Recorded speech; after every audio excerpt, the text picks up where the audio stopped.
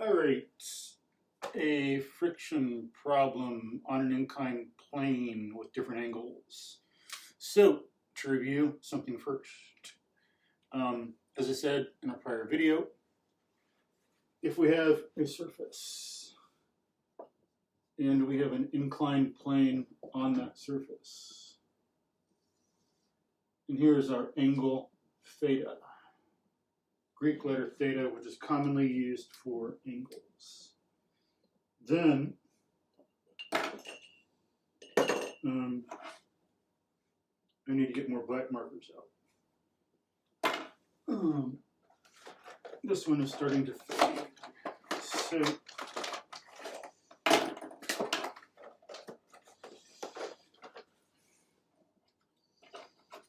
there.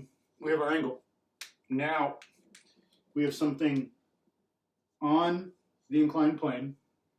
Gravity is pulling down towards the center of the Earth, perpendicular to the surface. There. Okay, so again, if we continue this, this is 90. This is complementary to this because the angles add up to 180. But if this is 90, these two are 90. 90 plus 90 is 180. 180 minus 90 is 90. These two must add to 90. And if this one is perpendicular, then if we do, these two must add up to 90 because that's along a straight line is 180. The angle around a point on a straight line. Some people get weird with this. They think any angles on a straight line are 180. They get confused about what's going on.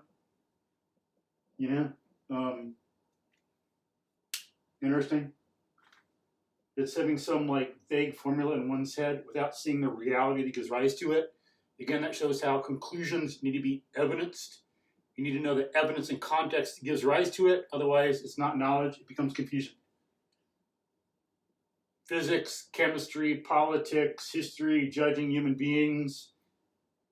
Conclusions need to be evidenced and reasoned from there. So the angles around a point on one side of the line add to 180.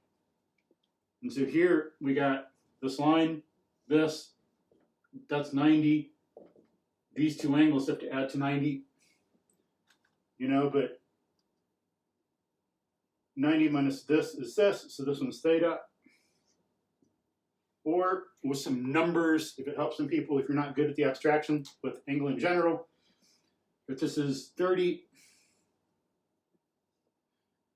90 minus 30 is 60.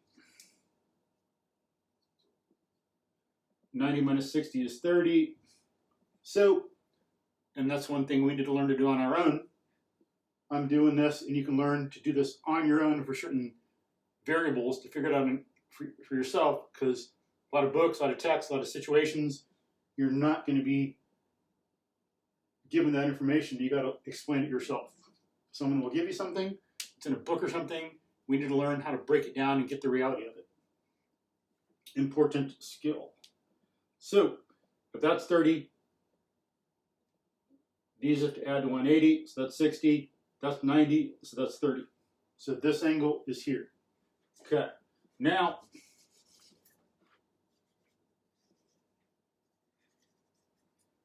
then, if we look at, draw this like over to here, make a right triangle. Let's say this is the force due to gravity. I'll redo this over here, put it on its own so we can isolate this in our thought more better.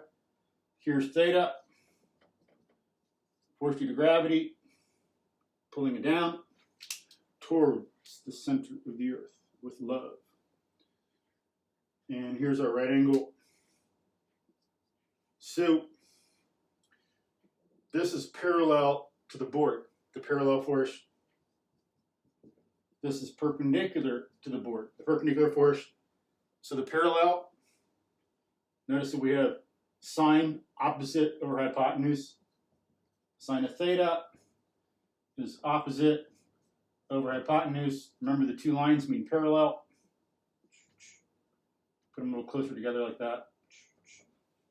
And so F parallel is force of gravity, the weight times sine theta. I'll write that over here for what we'll do next.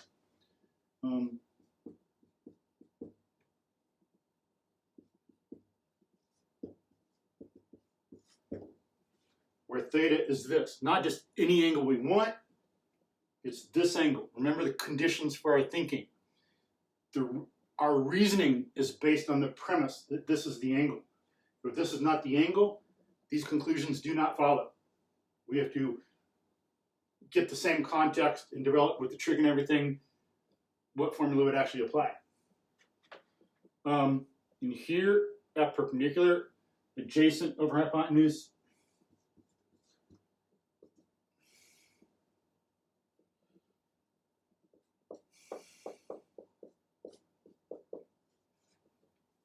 Okay, so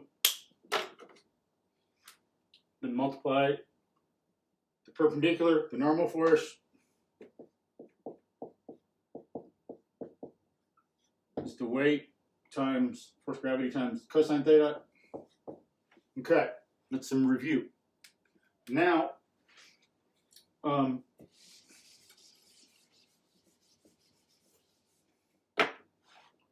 a problem. So, looking up some coefficients of friction, get some real values. I saw oak. When we have oak on oak, we have a piece of oak on a piece of oak. We'll say an oak block on an oak 2x4. Static friction, the coefficient, is 0.62 according to a source. And kinetic is 0.48. And that's what we use for this problem. Now, if we have a mass of 10 kilograms,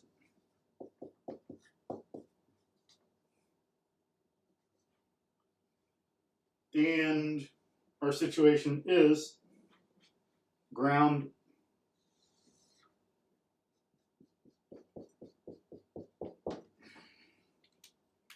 two by four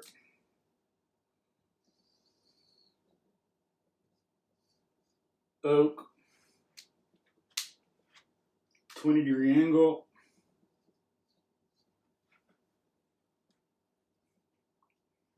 This weighs 10 kilograms, the mass of 10 kilograms. We've got to figure out the weight. So let's see what happens. Let's see what the velocity is at the bottom.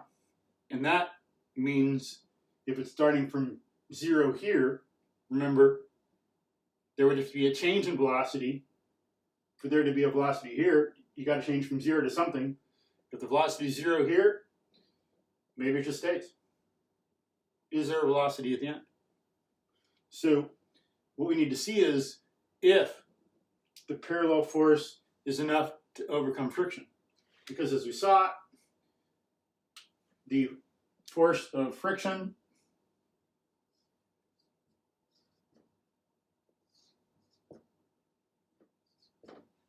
varies between 0 and, for static friction that is, of course. So I'm talking static, because it's not moving clearly. Coefficient of static friction times the normal force, which is a weight in this case. Normal force, or as in IB speak, mu sub s times r. Okay. So that's the thing we're doing. So let's see if this thing moves. We have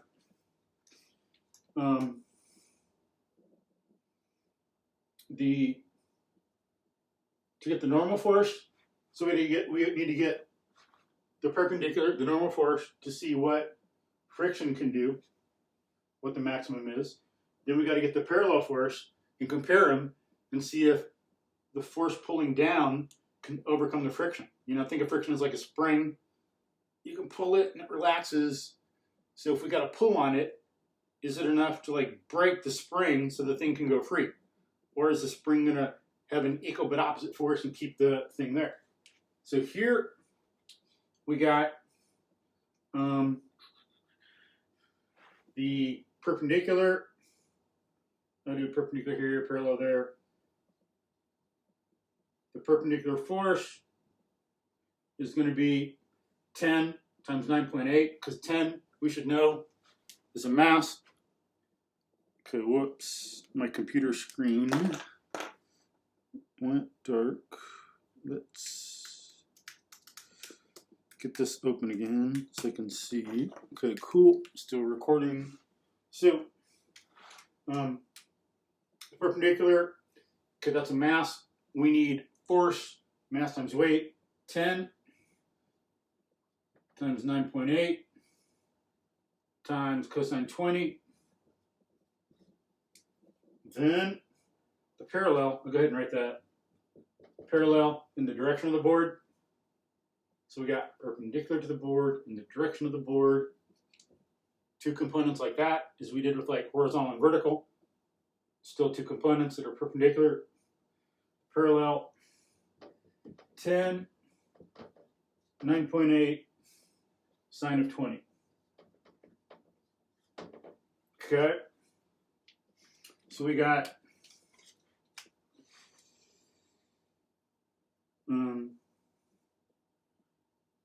98 cosine 20 is about 92. So perpendicular, 92 newtons. The parallel, I make sure I'm in degree mode, not radian mode. Mode, degree, okay, good.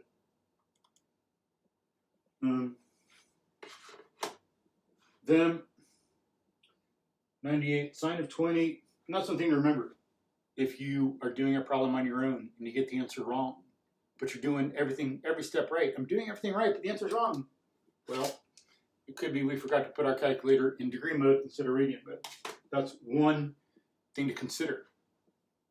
Error analysis. What could be a cause of your error? Be scientific about error, just like you're scientific about this.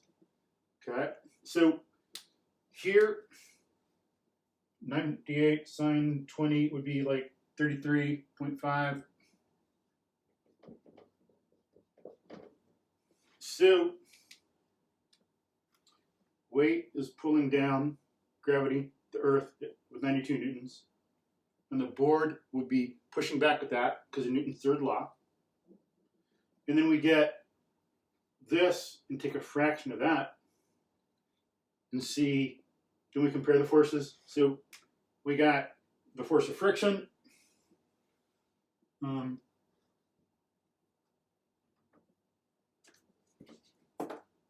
Force, friction will be 0.62, 98, and that's about 57.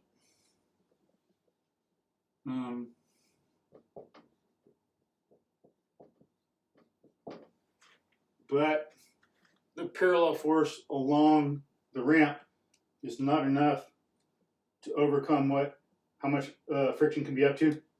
So the oak block stays still. Like it remains at rest, inertia. Absent a net force. Absent a net force. An object will remain at rest or will remain traveling in a single direction at a constant velocity. So there's no net force here, so it remains at rest. So friction is exerting a force of 33.5 newtons this way to balance the gravitational force. And that's how we get the zero, because there is a force along the board. If we didn't have the friction, if it was smooth and frictionless, the block would slide down. But here it stays.